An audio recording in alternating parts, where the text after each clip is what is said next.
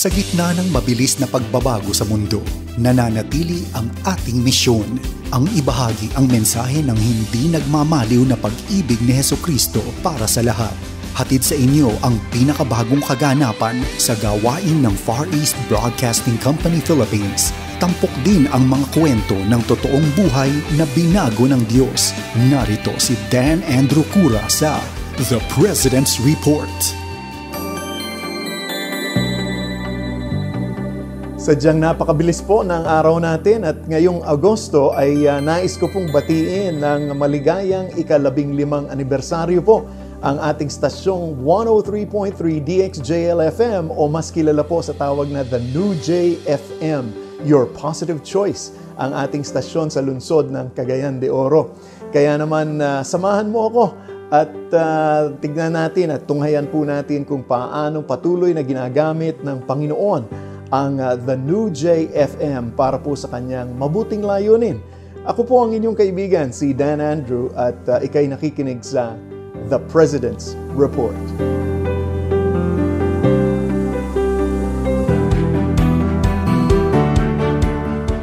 Mula pa noong 2006, ang 103.3 The New J-FM ay nagpapatugtog ng Christian music at mga programang ayon sa Bible sa FM radio. Sa katunayan, ito ang unang nag-iisang Christian radio station sa lungsod ng Cagayan de Oro. Ang mga broadcast nito ay umaabot hanggang Bukidnon at iba pang mga bahagi ng Misamis Oriental. Sa pakikipagtulungan sa mga misyonerong sina John and Lori DeClean, siyempre kasama ang SIAM, ang Saraga Integrated and Management Corporation Broadcasting Network, ay naging opisyal po na bahagi ng FEBC Philippines ang The New J noong July 2016. Gaya nga ng tagline nito, Your Positive Choice, ang The New J-FM ay naglalayong maghatid ng mga awitin at mensahe na hindi lamang nagpapasigla ng mga tagapakinig natin. Ngunit ito'y nakatutulong din upang lumalim ang kanilang pang-unawa tungkol sa dakilang pag-ibig ng Diyos para po sa lahat sa atin. Sa pamamagitan ng mga napapanahong Christian soundtracks, abay hatid nito ang mga awit upang maluwalhati ang Panginoon at maging ilaw o liwanag at pag-asa sa gitna ng madilim na yugto ng buhay. Sa pamamagitan nito, nilalayon ng The New J-FM na maabot ang mga kabataan upang makilala nila si Hesukristo bilang kanilang tagapagligtas. Ang mga natatanggap po naming mga mensahe mula sa mga tagapakinig ay naku naman, sadyang nakakapagpatibay po ng aming puso at dedikasyon na magpahayag ng mabuting balita. At sa panahong ito ng COVID-19 pandemic, abay maraming tao po ang nakatutok at nakikinig online sa angmang panig ng daigdig. At dahil po sa mga tagapakinig na gaya nito, ang inbox ng Facebook ng stasyon ay naku palagi pong puno ng mga pagbati at mga song requests. Minsan nga ang mga tagapakinig ay magtatanong pa kung anong pamagat ng mga awitin na kanilang napapakinggan at nakakaantig sa kanilang puso. At may mga pagkakataon rin na nakatatanggap tayo ng mga mensahe na siyempre naman ay humihiling ng panalangin, lalong-lalo na sa panahong nakararanas sila ng mga pagkabalisa at kalungkutan. Narito ang ilan sa mga mensahe na natanggap natin. Ang The New J-FM ang aking background music dito sa opisina. Nagpupuri ako sa Diyos habang nagtatrabaho ako. Pagpalain kayo at ang iyong pamilya. Narinig ko ang isang awit mula sa inyong istasyon na talagang tumimo sa aking puso. Hindi ko ito mahanap sa net, basta't nagsisimula ang kanta sa mga linyang ito. More of you and less of me, only more of you, Jesus. Ibigay niyo po sana sa akin ang pamagat nito. God bless! Magandang hapon, DJ Lai!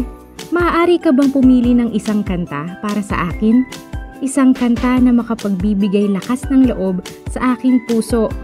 Salamat at pagpalain ka ng Panginoon. Salamat sa mga nakapagpasiglang musika. Inaalis nito ang mga negatibong iniisip ko. Pagpalain ng Diyos ang iyong istasyon. Sa panahon ngayon ay iba't ibang uri ng mga media at libangan ang naglalaban-laban para po sa ating atensyon araw-araw.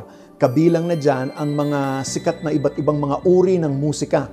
Ngunit pinaalalahanan tayo ni Apostol Pablo sa sinabi niya sa mga taga-Kolosas, Kabanatang 3 at 16, ang salita ni Kristo'y hayaan ninyong lubusang manatili sa inyong puso. Turuan ninyo at paalalahanan ang isa't isa ng may buong karunungan. Buong puso kayong umawit ng mga salmo at mga himno at mga awiting espiritual ng may pasasalamat sa Diyos. Samahan po ninyo kami sa panalangin para po sa 103.3 The New JFM. Purihin ang Panginoon para po sa ating mga masisipag na mga kamanggagawa na nagtutulong-tulong po upang maayos ang pagsasahimpapawid po ng ating istasyon. Patuloy tayong humingi ng lakas at pangunguna sa ating Panginoon para sa ating mga staff at mga DJ habang inihahanda po nila ang kanilang mga programa at nakikipag-ugnayan po sila sa mga kaagapay natin sa ministeryo. Naway magkaroon rin ng maayos at tuloy-tuloy na koneksyon ng internet habang ginagamit po ng ating mga DJ ang Zoom para sa kanilang mga broadcast at para ring matiyak na ang mga nakikinig online ay palaging maabot ng positibong musika at mensahe sa buong araw. Nawa ang mga makikinig ay makararanas din ng positibong pagbabago sa kani-kanilang mga buhay sa tulong na rin ng mga programang kanilang napapakinggan. Ipanalangin din po natin ang proteksyon ng Diyos at mabuting kalusugan para po sa lahat ng ating mga staff, kaagapay at tagapakinig habang ang Cagayan de Oro at ang lungsod ng Gingoog, Misamis Oriental ay nakaalerto pa rin dahil po sa COVID-19 Delta variant. Nawa ang musika at makadiyos na pananaw mula sa istasyon ay makapagdala ng mas marami pang tao sa Panginoon, lalong-lalo na po sa mga panahon ngayon.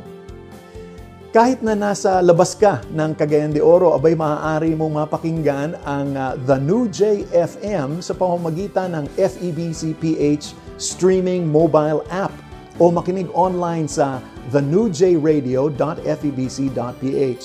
At huwag kalimutang i-follow at i-like ang kanilang social media page, facebook.com/thenewj. At kung nais mong suportahan ang stasyon na ito at ang gawain ng FEBC Philippines, abay maaari mo itong gawin sa pamamagitan ng ating website na donatenow.febc.ph. Maraming salamat po sa inyong pag-tune in. Muli ako po ang inyong kaibigan, si Dan Andrew, para po sa The President's Report. Manatili po kayong ligtas at pagpalain po kayo ng ating Panginoon. Inyong napakinggan ang The President's Report. Para sa karagdagang impormasyon ukol sa Far East Broadcasting Company Philippines o maging kaagapay sa panalangin at iba pang mga paraan, bisitahin ang FEBC website, febc.ph at hanapin ang FEBC Radio sa Facebook. Maraming salamat sa iyong pag-agapay at pagpalain ka ng Panginoon.